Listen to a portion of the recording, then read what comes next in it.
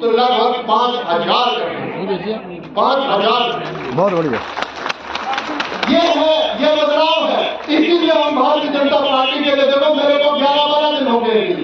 जिस दिन पार्टी ने कहा कि तुमको दिल्ली जाना है, हमने दूसरा प्रश्न नहीं किया किस लिए जाना है। भारतीय जनता पार्टी इस हिंदुस्तान के लिए, इस सनातन धर्म के लिए, इस हिंदू राष्ट्र के लिए जाना है। इसके लिए हम यहाँ पर आए हुए हैं। और हम आप लोग अगर 2-2 घंटे नहीं निकाल पाते हैं दिन के, हम आज भी चुनावों के चुनाव देखो रोज होते हैं, चुनाव रोज होंगे। आज हम नहीं भी होंगे तब भी चुनाव होंगे। डेमोक्रेटिक कंट्री है, लोकतंत्र है, चुनाव होते रहेंगे। लेकिन हमने यहाँ पर अगर दिल्ली में नमक खाया है तो दिल्ली का नमक हमें अदा करना चाहिए कि नहीं करना चाहिए? नहीं करना चाहिए कि नहीं करना चाहिए? ये भावना कौन पैदा करे?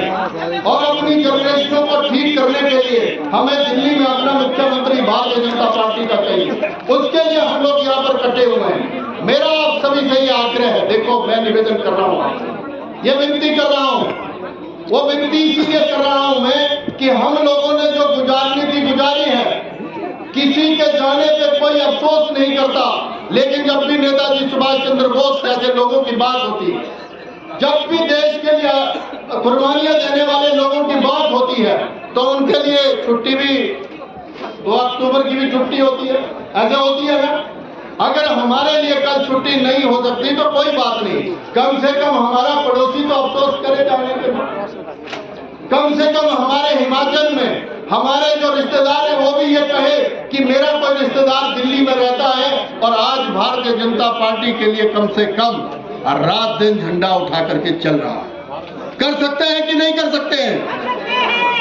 इसको आप अन्यथा मत लेना। मेरे को आपने देखा मैं जज्बात में आ गया, क्योंकि मैं आपके लिए आया हूं, मैं मिलने के लिए आया हूं। मेरे को खुशी हुई, सच बताऊं तो एरियाइज्म हर किसी के दिल में होता है, क्षेत्रवाद जिसको कहते हैं।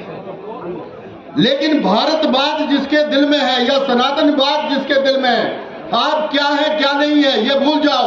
हिंदू ऐसे बट रहा है कि मैं ब्राह्मण हूं, मैं राजपूत हूं, मैं फलाना हूं, मैं फलाना हूं। लोग आपका हमारा फायदा उठा रहे हैं। मैं सच्चाई कह रहा हूं ये भाई। जब तुम टीका लगाते हो, जब सनातन धर्म की जय बोलते हो, जब तुम भगवान श्री रामचंद्र का नारा भरते हो, जब भगवान शंकर का नारा भरते हो, फिर काहे को तुम लोग ये कर रहे हो? तुमको अब तो पता लग गया है कि एक ही पार्टी है हिंदुस्तान में जो जय श्री राम की बात करती है, जो जय श्री राम की, या अपने घर में अपने बिस्तर पे या अपने ड्राइंग रूम में या अपने किचन में बैठ करके जय श्री राम मत बोलो।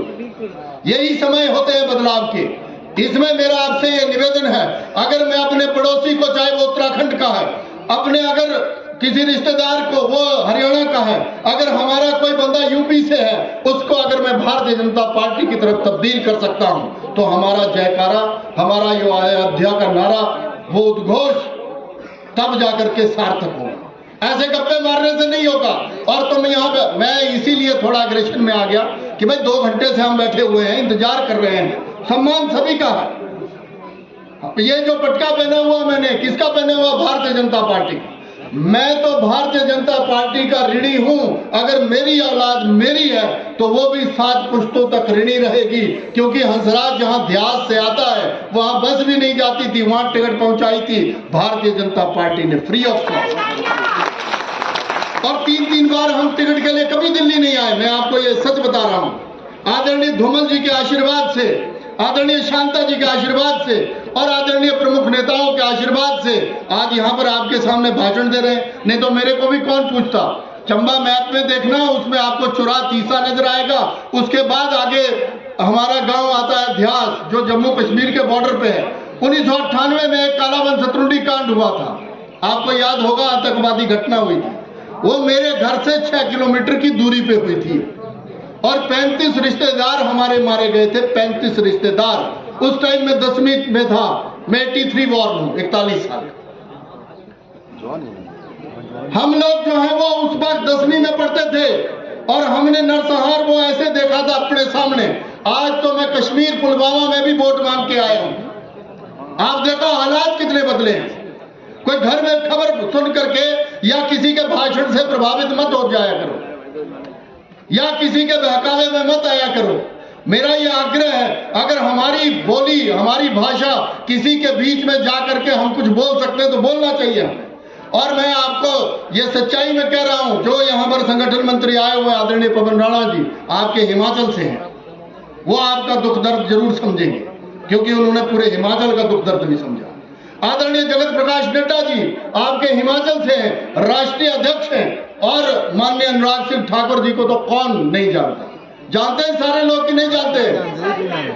तो इतना तेज तर्रार युवा नेता आपके प्रांत से आता है, आपका भविष्य उज्जवल है कि नहीं है? उज्जवल है कि नहीं है? उज्जवल भाई, आवाज तो निकला दी नहीं, या तो पकोड़े कम करिए या समोसा कम करिए, लाइट चली है बोले या लाइट। देखो ऐसा आता है जिसने 5 साल पिछले जब मंत्री रहे थे, अभी जैसे जगत प्रकाश नड्डा जी काम कर रहे हैं, वैसे ही तेज तर्रार देश में इतना सा तो हिमाचल है आपका, लेकिन आपके प्रमुख लीडर यहाँ पर हैं, तो आप गौरवान्वित महसूस करो कि हिमाचल का प्रतिनिधित्व बहुत शानदार है। आज